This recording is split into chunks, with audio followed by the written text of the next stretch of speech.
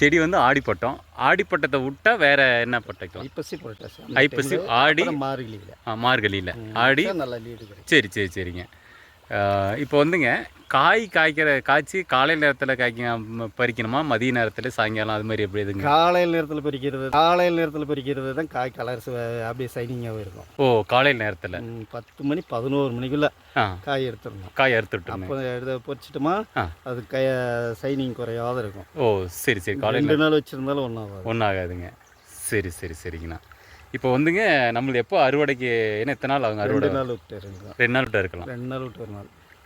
அதாவது இன்றைக்கி அறுத்துட்டோமா நாளைக்கு நாளானிக்கு விட்டுட்டு அதுக்கு அடுத்த நாள் அறுக்கலாம். சரி சரிங்கண்ணா.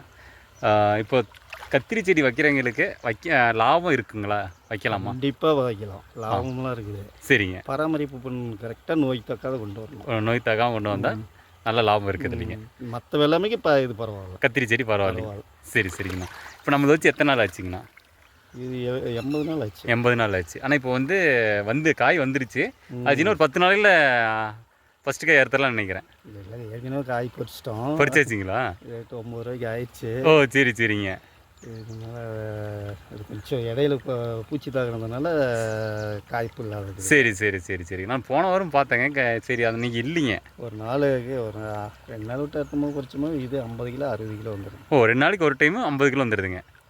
Okay okay. அப்போது அதே நமக்கு ஒரு நல்ல அமௌண்ட் வந்துடுங்க.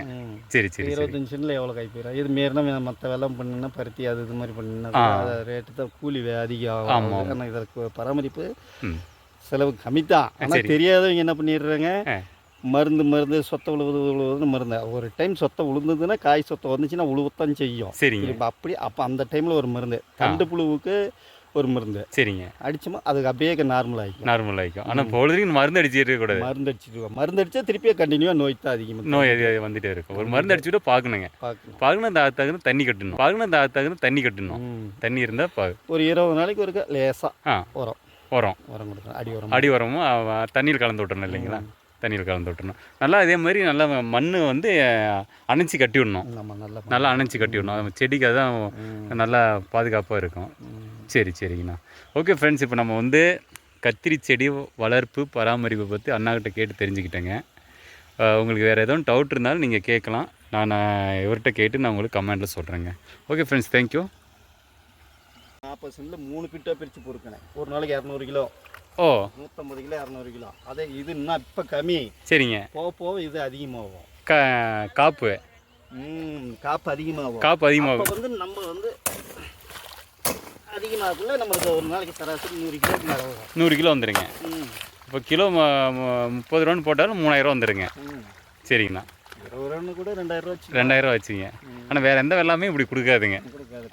ஒரு ஏக்கரா போட்டால் கூட 50,000 60,000. அதுக்கு மேலே முதலீடு அதிகம், வேலை அதிகம். கரெக்டுங்கண்ணா. இது மாதிரி மற்ற காய்கறிக்கு இது எவ்வளோ பெஸ்ட்டுங்க. சரி சரிங்கண்ணா. ஆனால் தெரியாதவங்க தான் மருந்து வாரத்தில் 2 மருந்து 3 மருந்து இன்னும் மருந்து அடித்தாவே நோய் தாக்கி விடுங்க. அதிகமாக கொடுக்கக்கூடாது. அதாங்கண்ணா. அதே ரகம் தான் நாங்களே வச்சுருக்கோம். ஒரே ரகம். அது என்ன ரகங்க? பச்சை காய் என்னங்க? குழம்புக்கும் டேஸ்ட்டாக இருக்கும். மார்க்கெட்டுக்கு போச்சுனாவே அது எல்லாத்துக்குமே அது அப்படியே கறி மாதிரி அறுக்கவே அப்படியே கிடக்கும். ஆனால் அந்த காய் தான் ஃபஸ்ட்டு வாங்குவாங்கன்னு நினைக்கிறேன். அதை ஃபஸ்ட்டு வாங்குறது. ஆமாம். அது எப்படின்னாலும் அப்படியே கறி மாதிரியே இருக்கும் சாப்பிட்றதுக்கு.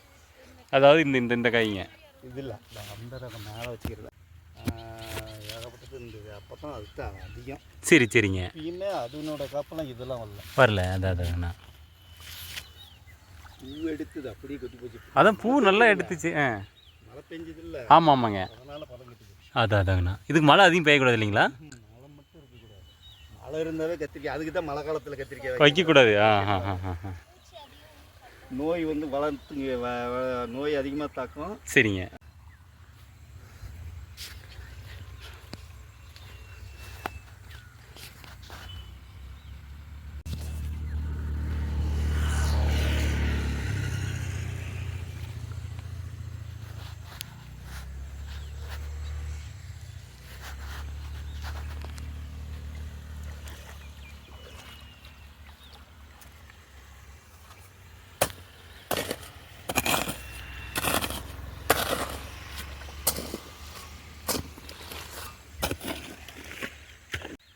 பொழுது சுடு சூடு 40 ரூபா 50 ரூபாய்க்கு போட்டாங்க. அதெல்லாம் கழிச்சு கீழே கொட்டின தக்காளி அதெல்லாம். உண்மை அதுதான்.